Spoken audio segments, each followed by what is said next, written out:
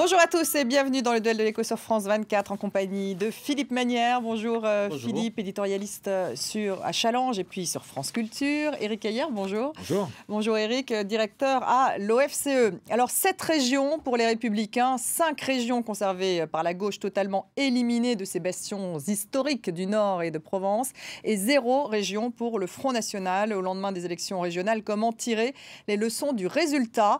Le Premier ministre Manuel Valls annonce des mesures d'urgence de lutte contre le chômage pour le mois de janvier. Le premier secrétaire du PS, Jean-Christophe Cambadélis, demande une inflexion de la politique du gouvernement. Alors, que peut-on espérer? Je vous propose d'écouter Manuel Valls et on en discute ensuite. Il y a une urgence, il y a un état d'urgence, mais il y a aussi une urgence économique.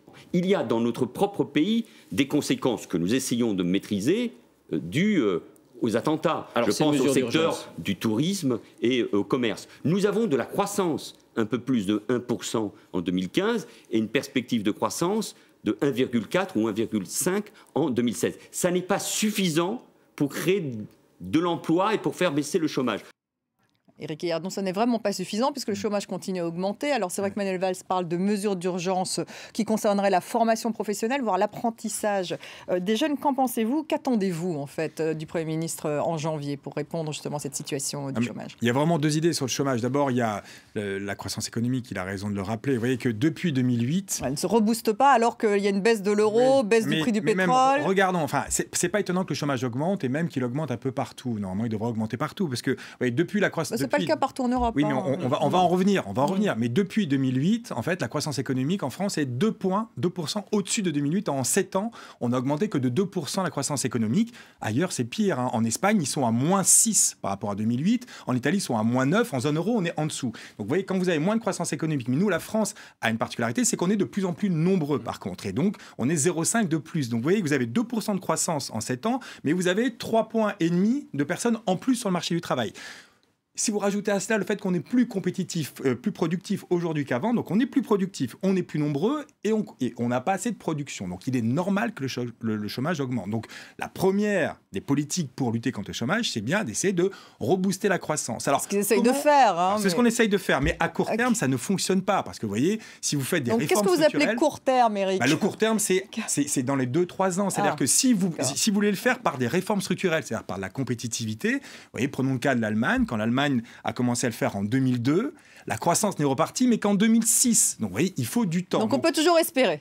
Donc, si vous dites « je n'ai pas le temps d'attendre », vous avez des politiques pour essayer de lutter contre ces 2 phénomènes de productivité importante et de population active dynamique. C'est-à-dire, vous pouvez dire « je vais sortir des personnes de la population active ». C'est ce qu'ils proposent avec les stagiaires. Quand vous prenez des chômeurs et que vous les mettez en stage, à court terme, ça fait baisser le chômage parce que vous les sortez de la population active. Ce n'est pas forcément la bonne solution. Alors, ça dépend. Parce que si vous dites que un des problèmes du chômage en France, c'est la qualification des chômeurs, vous pouvez dire il faut les requalifier. Mais ça veut dire que, il faut bien sélectionner les personnes qui ont un problème de qualification dans les chômeurs. Tous les chômeurs n'ont pas un problème de qualification. Et 2, les qualifier dans un métier qui est d'avenir. C'est-à-dire que si c'est pour leur apprendre n'importe quoi, ça ne sert à rien. Donc, on voit bien que dans le court terme, ça peut fonctionner. C'est un peu comme les emplois aidés.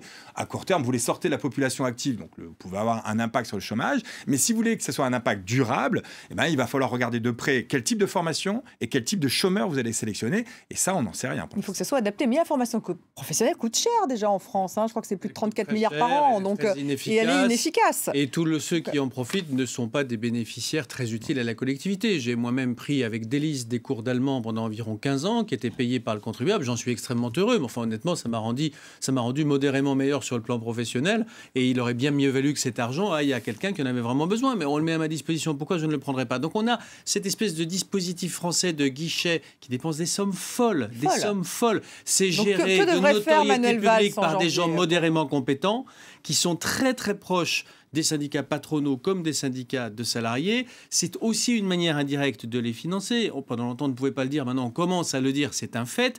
Bon, moi, je prends ce qui a été dit, évidemment, tout à l'heure par Éric, s'agissant de la démographie. La démographie complique beaucoup notre tâche. Il faut bien comprendre qu'une des raisons pour lesquelles l'Allemagne... C'est un atout, la démographie. C'est ce que j'allais venir. Une des raisons pour lesquelles l'Allemagne, effectivement, a moins de chômeurs que nous, c'est qu'elle a une démographie beaucoup moins dynamique. Cependant, si on se rappelle quand même que l'économie, c'est la mobilisation du facteur travail et du facteur capital, plus de travail, ça devrait être bon. bon. Et c'est pour ça que la formation est si importante. C'est bon à condition que les gens qu'on forme puissent travailler. Si on forme des gens qui vont s'inscrire au chômage, non seulement ça ne nous fait pas plus d'économies, mais ça nous fait plus de manifestement, il y a un certain nombre d'offres d'emploi non pourvues le tous les sujet ans est absolument en France. crucial. Ça n'est pas le seul.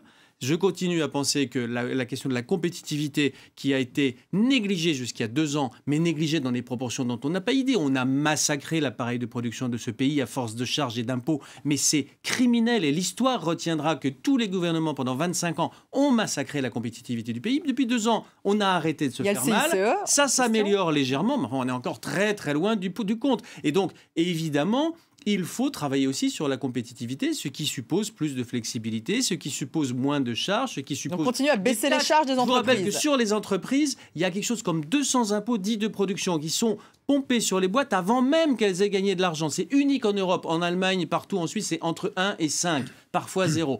On est chez les dingues, il ne faut pas s'étonner que ça ne marche pas. C'est les Shadocks.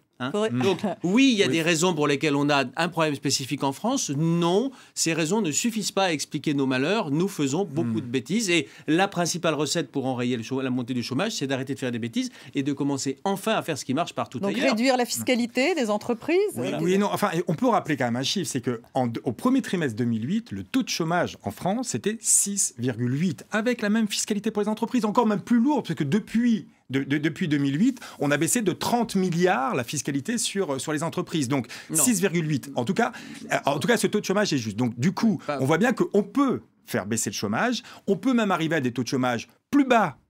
Sans avoir une politique fiscale plus encourageante. C'est-à-dire qu'avec une fiscalité importante, et d'ailleurs le Danemark est là aussi pour nous expliquer qu'avec une fiscalité importante, vous pouvez quand même être au plein emploi. Sauf que les Danois sont danois. Mais non, mais les pays scandinaves, quand je dis le Danois, les Suédois, ok. Mais le Var, ou le Nord-Pas-de-Calais, ou d'ailleurs la Côte d'Or dont je suis natif, ne sont pas la Suisse romande. Et donc vous ne pouvez pas avoir les mêmes mécanismes qui s'appliquent parce qu'il y a des mécanismes de civisme chez les Danois ou chez les Suisses romands qu'on ne trouve plus chez nous. Je ne parle pas des Suisses alémaniques. Je ne vais pas rentrer dans ce débat. Mais pardon, il est important. Il est important. Ça s'appelle de la perte en ligne et ça coûte très vite très cher. Oui, ça s'appelle aussi une sorte de discrimination. Et aux États-Unis, maintenant, avec ce genre de réflexion, on regarde quelle est l'origine de votre grand-père et de votre arrière-grand-père pour savoir si vous avez du civisme ou pas. Je n'ai pas parlé des origines, j'ai parlé de la localisation géographique. De cette façon de réfléchir en disant si vous avez un grand-père français, c'est pas pareil que si vous avez un grand-père suédois. Et maintenant, il y a certains économistes qui développent ce genre de thèse. Moi, je trouve qu'il faut quand même faire attention. Mais tout ça pour dire qu'il n'y a pas une solution pour faire baisser le chômage. Comment libérer la croissance en France, Eric ? Alors déjà, il faut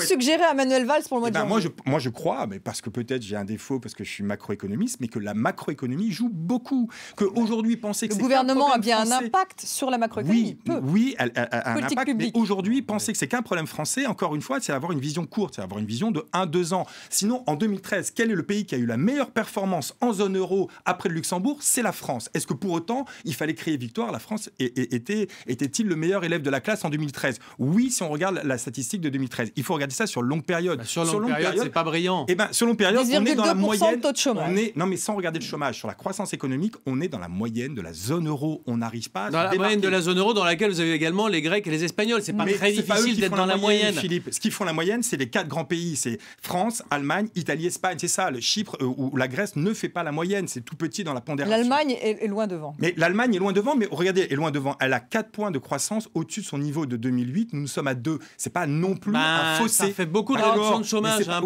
Mais regardez l'Italie, l'Espagne qui sont à -9 ou -5. Donc il faut attendre qu'elles rebondissent toutes seules. Non, ça veut dire que non, mais pourquoi non ? C'était mon propos était de dire que c'est parce qu'on a des mauvaises politiques macro en Europe que l'Europe va mal. Pourquoi les États-Unis repartent ? Pourquoi le Royaume-Uni repart ? Pourquoi le Japon repart ? Parce que la politique monétaire n'a pas été la même, parce que la politique budgétaire n'a pas été la même. Ils ne sont pas dans la zone euro, ces pays-là. Le taux de change n'a pas été le même.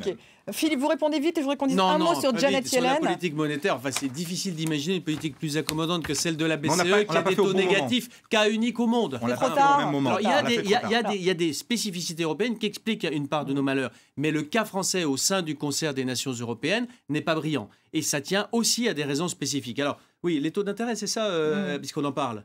Donc, la Fed, est-ce qu'elle va remonter ses taux ? La Fed, voilà.